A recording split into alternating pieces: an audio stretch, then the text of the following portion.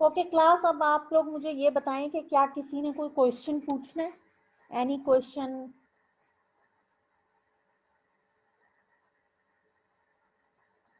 Third year, मेरी आवाज आ रही है? जी मैम, आवाज आ रही है। अच्छा, किसी के पास कोई क्वेश्चन है किसी भी टॉपिक में से? तुम लोगों का क्विज भी है।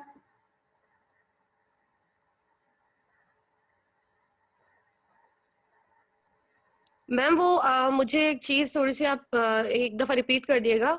हमने जो ट्रांसलोकेशन, ट्रांसलेशन और ये प्रोसेस हमने देखे थे कि एमआरएनए आता है, उसके बाद वो ट्रांसलेट होता है टीआरएनए के अंदर एंटीकोडॉन्स के थ्रू। वो हम्म जो प्रोसेस पूरा होता है उसमें बीच में एक ट्रांसलोकेशन का भी था। वो किसके हम्म। थ्रू हो रही होती है, मुझे ये बता दें। अच्छा ठीक है,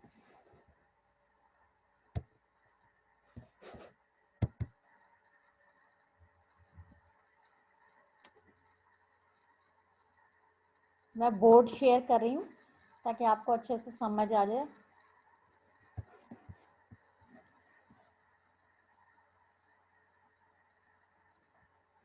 देखो तुम लोगों को स्क्रीन शेयर हो गई?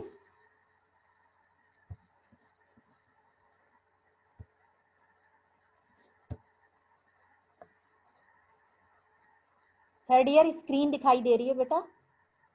जी मैम, दिख रही है। हाँ ठीक है। अच्छा देखो, इसमें ना सबसे पहले जो होता है वो आपका होता है ट्रांसक्रिप्शन। ट्रांसक्रिप्शन बेसिकली कहते हैं जो डीएनए से इंफॉर्मेशन होती है ना, वो डीएनए की इंफॉर्मेशन मैसेंजर आरएनए जो होता है जिसने वो मैसेजेस लेकर जाने होते हैं ना, तो वो डीएनए की इंफॉर्मेशन कॉपी हो जाती है मैसेंजर आरएनए में।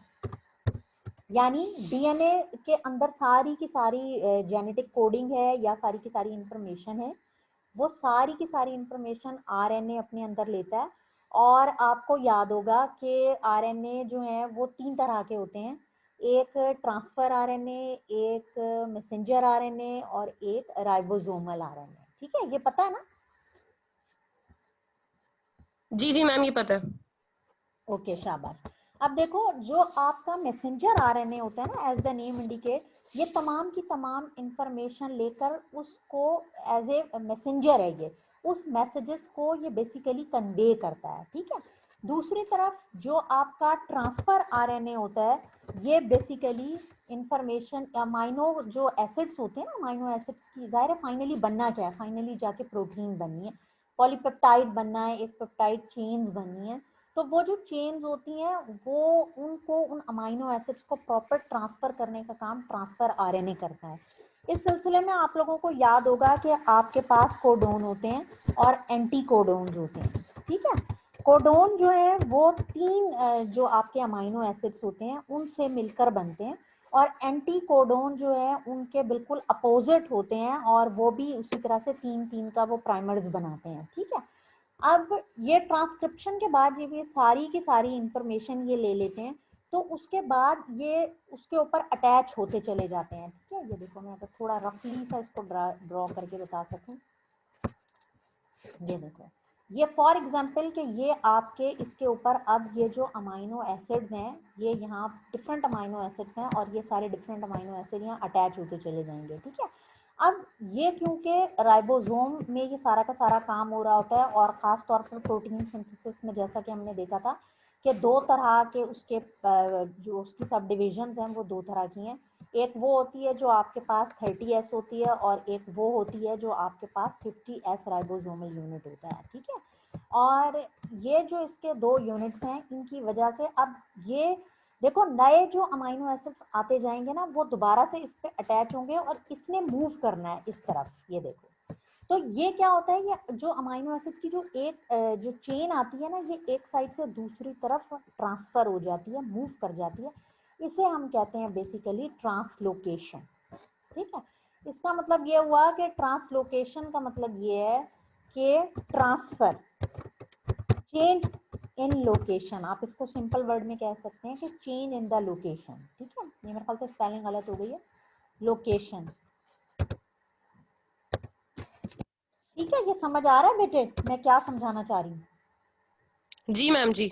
तो अब फिर इसी तरह से और अमाइनो एसिड्स यहाँ पे देखो आते रहेंगे, और ये फिर दूसरी तरफ मूव करते जाएंगे और इस तरह से ये एक पूरी चेन वो अटैच होते जाएंगे वो भी उनके साथ। इसे हम कहते हैं ट्रांसलोकेशन। और फिर फाइनली जो नेक्स्ट स्टेज आएगी ना वो आपकी होगी फिर ट्रांसलेशन की। और ट्रांसलेशन का क्या मतलब है? सिंथेसिस ऑफ प्रोटीन, यानी यहाँ आपकी फिर प्रोटीन सिंथेसाइज हो जाएगी। और ये तुम्हें बहुत अच्छा सा समझ आ जाएगा उस फिगर से जो लिपिनकॉट या कैटसन में मेंशन भी की हुई है, जो मैंने अपने लेक्चर में भी डाली थी। उसमें ये बहुत अच्छा सा समझाया हुआ है और मैंने एक आध इंटरेक्टिव सेशन में भी मेरा ख्याल से इसको डिस्कस किया है कि ये इस तरह से जो मूव करता है ना, तो इसे हम ट्रांसलोकेशन कहते हैं। ठीक है मैम। ओके बेटा, और कोई क्वेश्चन है थर्ड ईयर? No ma'am. और बाकी क्लास, मरियम को तो नहीं कोई क्वेश्चन, बाकी क्लास को?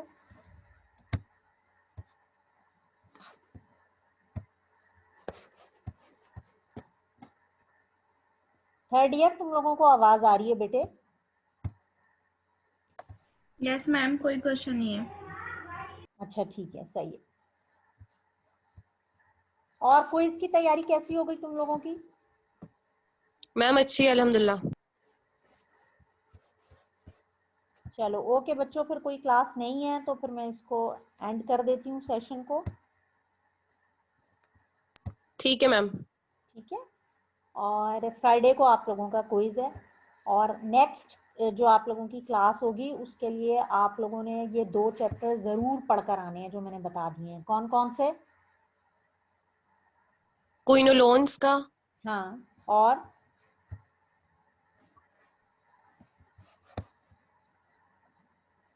और दूसरा कौन सा है? एंटी माइकोबैक्टीरियल वाला मैम। जी, ये दोनों टॉपिक आप लोगों ने पढ़कर आने और इनमें से आप लोगों ने जो भी क्वेश्चन या जो भी प्रॉब्लम्स हैं वो आपने लिख कर आने। मोस्ट प्रोबेबली नेक्स्ट क्विज भी इन्हीं दोनों चैप्टर का होगा। जो भी आप लोगों ने पूछना है इसको हम अपनी नेक्स्ट क्लास में डिस्कस करेंगे, ठीक है? सही है मैम। लेकिन पढ़कर अब लाजमी आना है, बिकॉज अब आप लोगों के पास टाइम बहुत कम है। इस चीज़ को अब आप लोग भी थोड़ा सा ज़रा अंडरस्टैंड करें और इनको अच्छे से पढ़कर आएँ, या जो कुछ भी आपने पूछना है इसको अब हम अपनी नेक्स्ट क्लास में ही डिस्कस करेंगे, ठीक है? ठीक है मैम, थैंक यू। वेलकम बेटा। ओके बच्चों, फिर अल्लाह हाफिज, टेक केयर। अल्लाह हाफिज मैम। अल्लाह हाफिज।